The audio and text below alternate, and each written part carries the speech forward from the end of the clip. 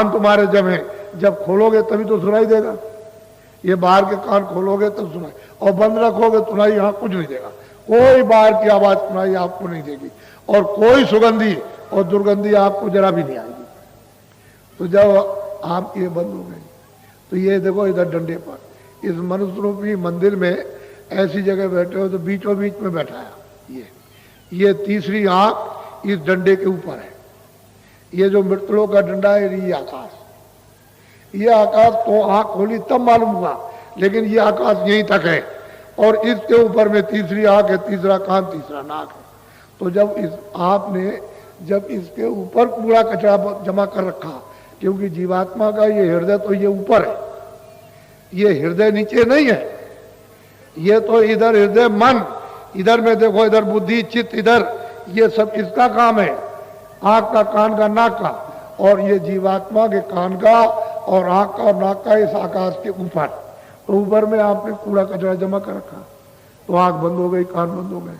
अब जो स्वर्ग है जिसमें दरवाजे पर बैठे हो, हमको तो बड़ा अफसोस होता है कि क्या तुम रामायण पढ़ते हो, क्या पुस्तकें पढ़ते हो, दरवाजे पर बैठे हुए हो, और तुम लोग कहते हो स्वर्ग स्वर्ग स्वर्ग, बैकुंठ बैकुंठ बैकुंठ, और स्वर्गवास हो गए। तुमने देखा?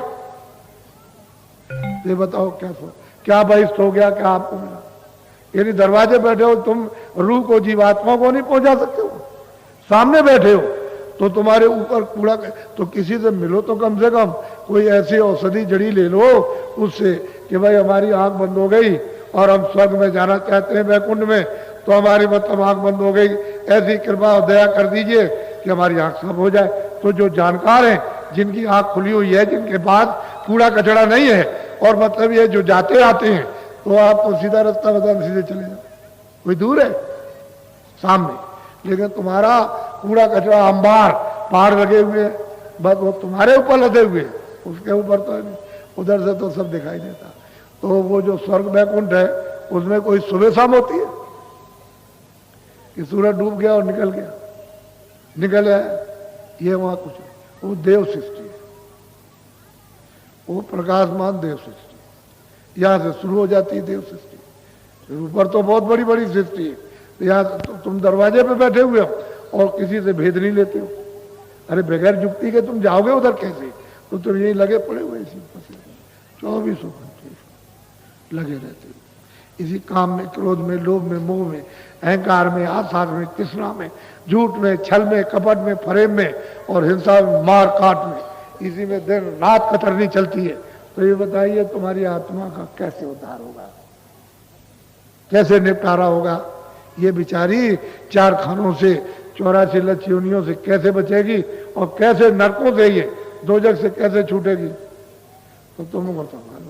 अब बताते, तुमको समझाते, कहते भाई आप 2 बात सुनो, कुछ आज सुन लेना, कुछ कल सुन लेना, कुछ आज समझ में आ जाएगी।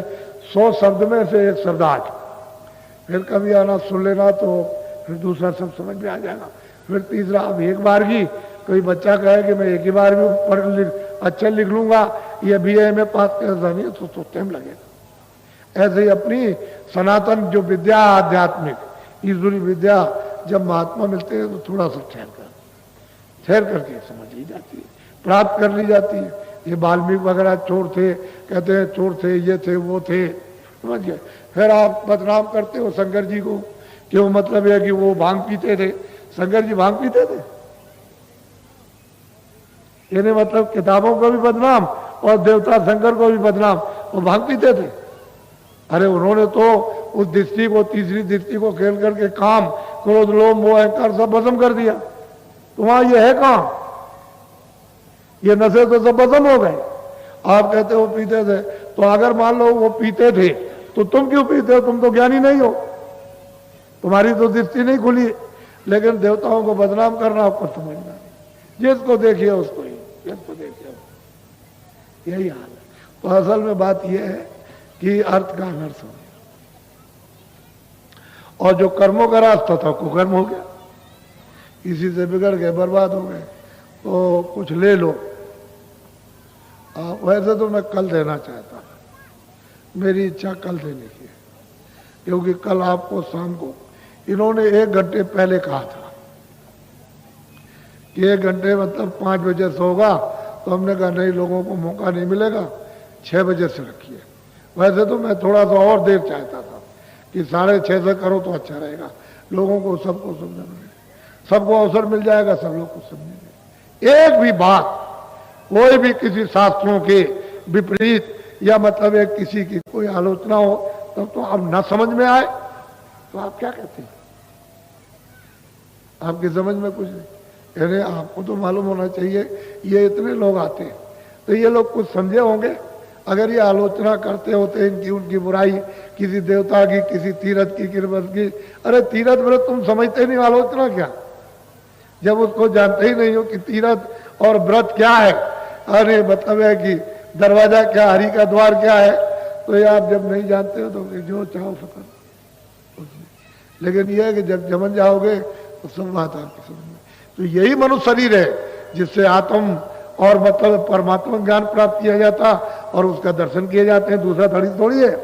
यही है, इसी में व्याख्या बैठ के होती है, इसी शरीर से, इसी से किताबें लिखी गई। तो खुदा को भी नहीं देखा, यानी भगवान को भी नहीं देखा, उसको तो देखने की बात ही खत्म करो। तो इसलिए आपको जिस लिए तुम आए थे वो तो करना चाहिए। तुम तो अपने मनुष्य शरीर इतने दिनों के बाद घर में पहुंचने के लिए तुमको दिया गया था एक किराए का मकान कि भाई अब की बार जीवात्मा को जगा लो। लेकिन सब जगह किताबों में लिखा है कि महात्मा की तलाश करो, महात्मा की तलाश करो, अनुभवी की तलाश करो, ज्ञानी की तलाश करो, पहुंचे हुए की तलाश करो, मिल जाएगा। वो ये भी कहते कि मिल जाएगा, तुम खोजो तो। लेकिन आपने खोजना उसने बंद कर दिया, तो अब कौन बताएगा? अंधा बता देगा। अंधे के लिए तो कहते हैं कि अंधा मतलब है गुरु और बहरा चेला, वो हो नरक में ठेला ठेला। आप क्या करो? वो तो किताब ही है, वो तो सत्य चौपाई कहती है, उसमें तो कोई झूठ नहीं है। लेकिन अब क्या करेगा बात, सभी समझते हो कि भाई अंधा किसको कहते हैं, बहरा किसको कहते हैं। ना उसे पता है, न रास्ता देखता है, न जानता, और न वो सुनता है जिसको सुनाया जाता है उन्हें बहरा, दोनों हो गए। तो क्या मिलेगा? वो तो कहते हैं कि भाई नाम जी जब जागे जो भी जीवात्माएं मनुष्य मंदिर में नाम को पकड़ करके और मतलब जाग जाती योग पद को प्राप्त करती है, तब वो पुण्य मिलता है।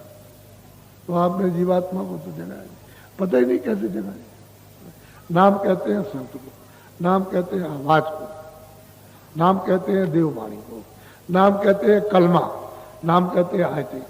अब आप उसको समझते ही नहीं हो और तुम्हारे दरवाजे पर हो रहा घना घोर, यानी रात दिन अखंड, अखंड कलमा, अखंड आयते, अखंड कीर्तन, अखंड देववाणी 24 घंटे हो रहा है। लेकिन अब तुम सुनो तब तो आए समझ में, लेकिन तुम तो उधर में पता ही नहीं तुमको कि हो रहा कि नहीं हो रहा। जब महात्मा भेद बता देते हैं तो बैठ के लोग सुनने लगते हैं।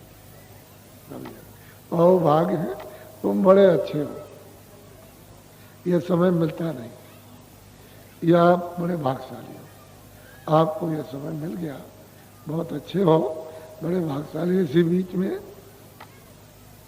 ऐसे ही समय में अगर आपका समय पूरा हो जाए तो आपकी जीवात्मा की संभाल हो जाएगी।